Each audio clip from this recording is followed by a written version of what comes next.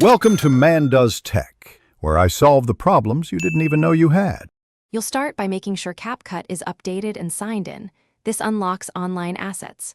Once done, give the app storage and network permissions so downloads work smoothly. Now open a new project and tap Media, then Browse.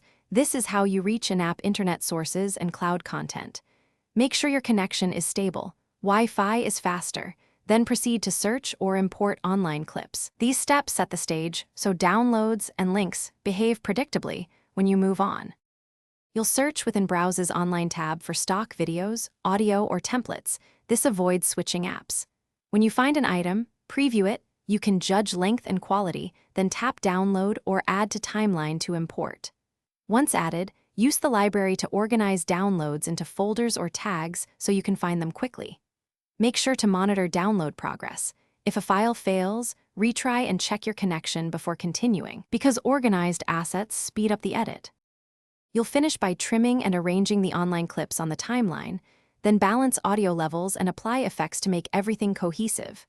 Once you're satisfied, choose Export and pick the resolution, format, and bitrate that match your destination. High resolution and 1/2 or full quality for platforms. Make sure to preview the final render. If anything goes wrong, like downloads failing, toggle Wi-Fi, clear the app cache, or sign out and back in. That usually fixes permission or network. Thanks for watching. If you found this helpful, don't forget to like and subscribe.